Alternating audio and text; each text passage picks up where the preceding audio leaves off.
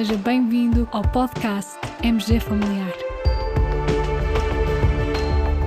Um podcast sobre temas pertinentes que nos fazem refletir e frequentemente com implicações para a prática clínica. E damos as boas-vindas ao nosso anfitrião, professor Carlos Martins.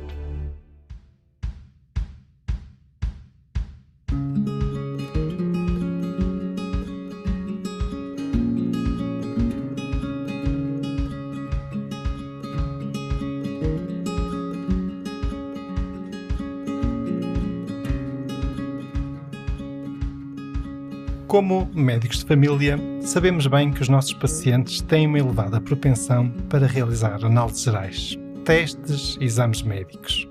Aliás, temos mesmo estudos publicados que demonstram isso bem.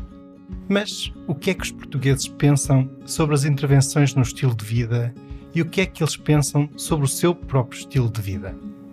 Para responder a estas questões, tenho comigo a primeira autora do estudo Patients' Perspectives about Lifestyle, Behaviors and Health in the Context of Family Medicine, a Cross-Sectional Study in Portugal. Este estudo foi publicado recentemente. Caros colegas, apresento-vos a doutora Rosália Páscoa, nossa colega, especialista em Medicina Geral e Familiar, trabalha na USF Abel Salazar e é também estudante de doutoramento no programa de doutoral em Medicina da Faculdade de Medicina da Universidade do Porto. Olá Rosália, bem-vinda a este episódio do nosso podcast. Olá, muito obrigada pelas boas-vindas. Diz-me lá, como te surgiu a ideia da realização deste estudo?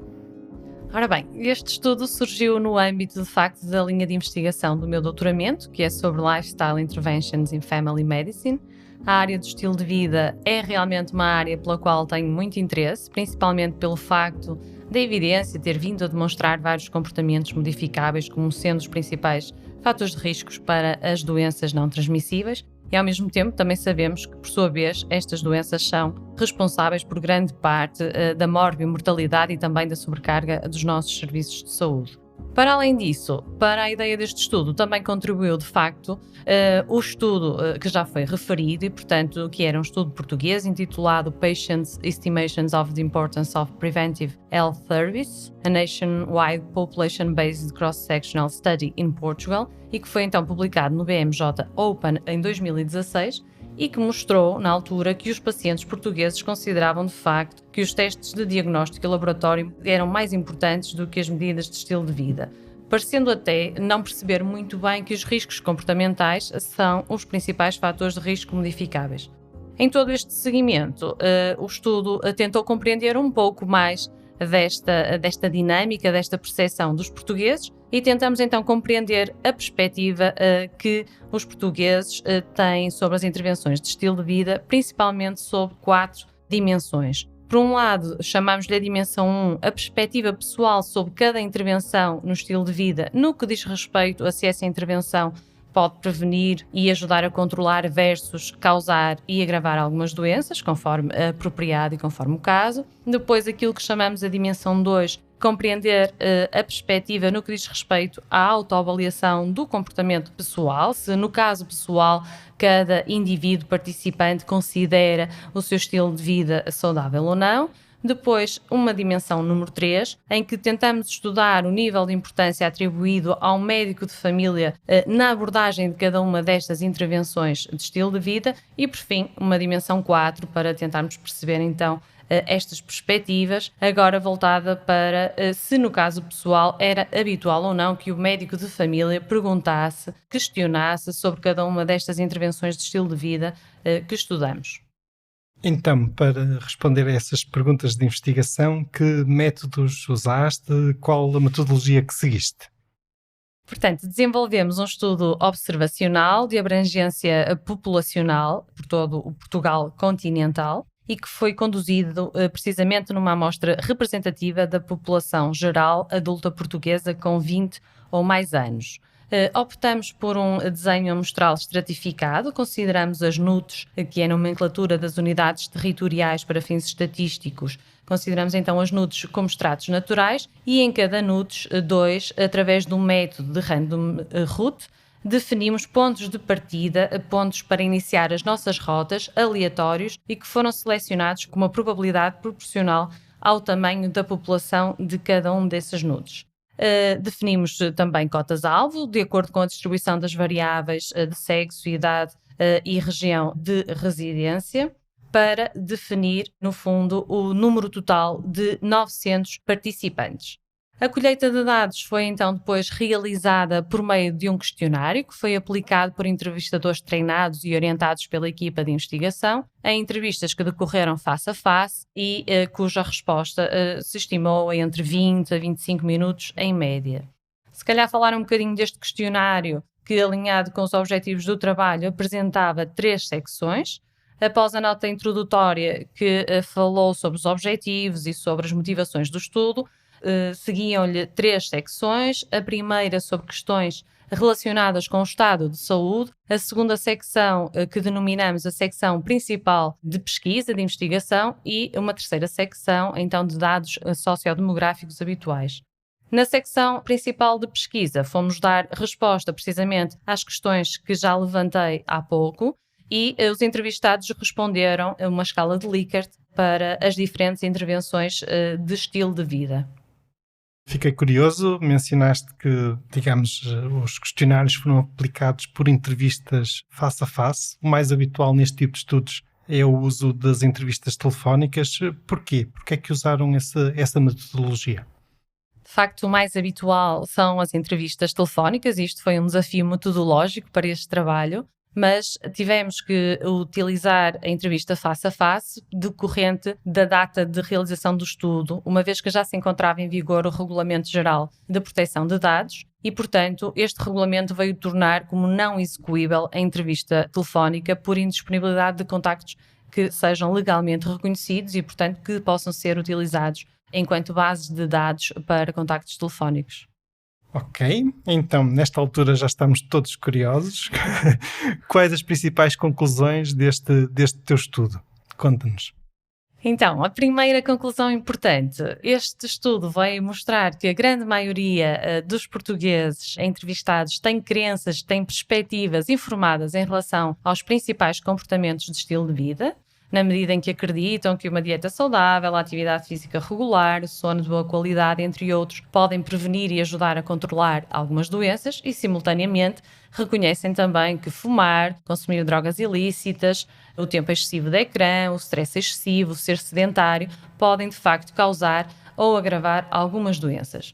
Mas, apesar disso, parecem existir algumas dificuldades e até falhas a identificar o seu próprio estilo de vida, ou seja, alguma dificuldade em perceber como se posicionam no cumprimento daquilo que são as recomendações científicas sobre estas questões.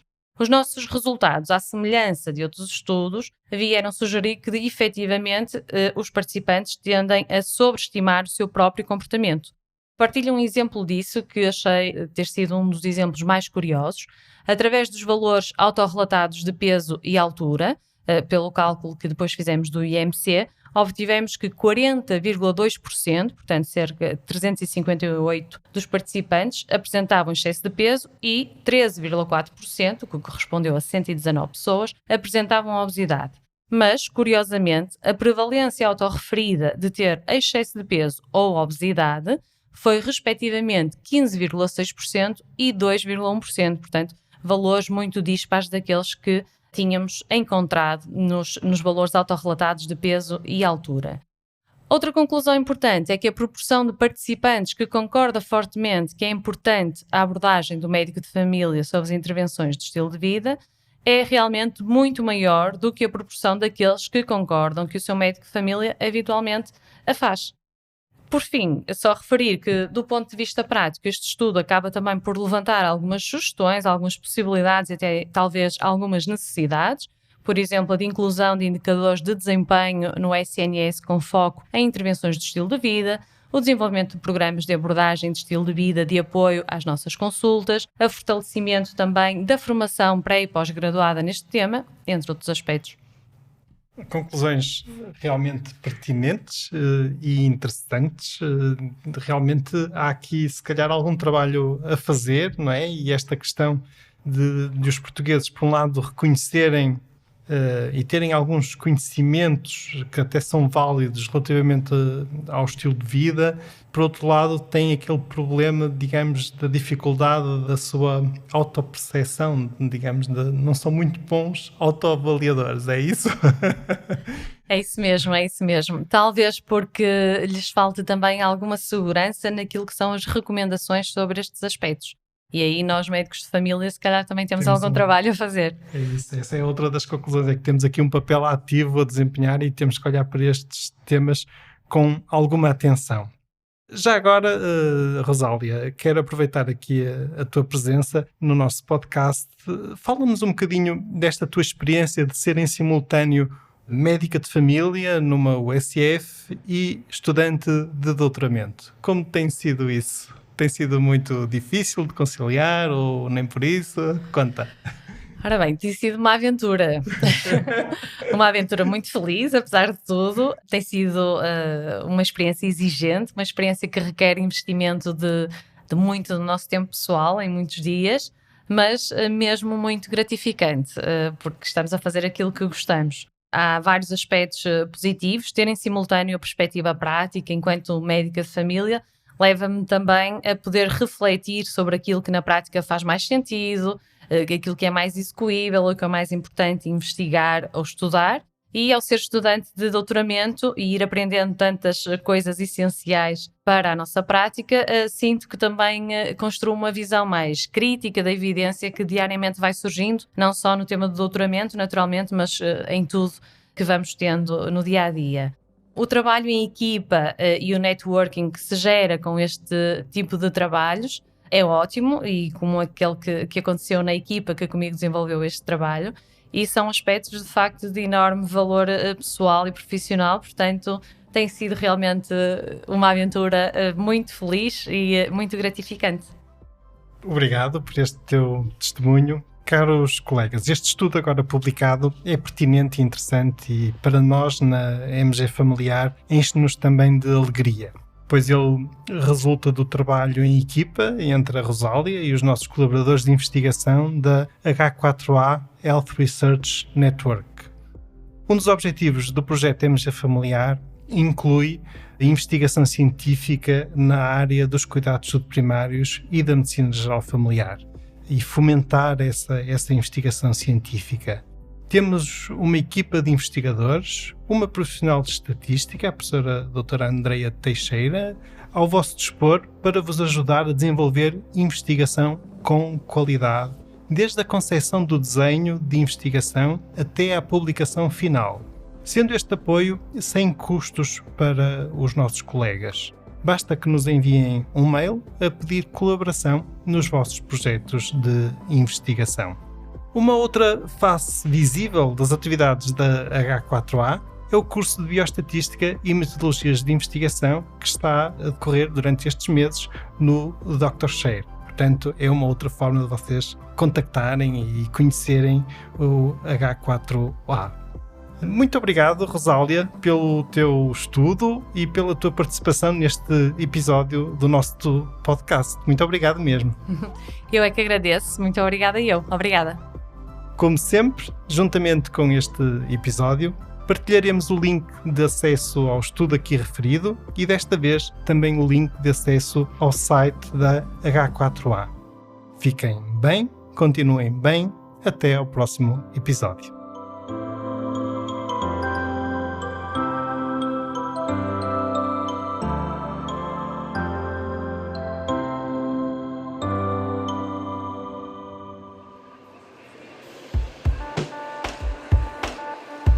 Terminamos assim esta edição do podcast MG Familiar. Muito obrigada por nos ouvir. Se desejar completar a sua leitura, muitos dos conteúdos abordados neste podcast estão disponíveis em www.mgfamiliar.net. Até ao próximo episódio.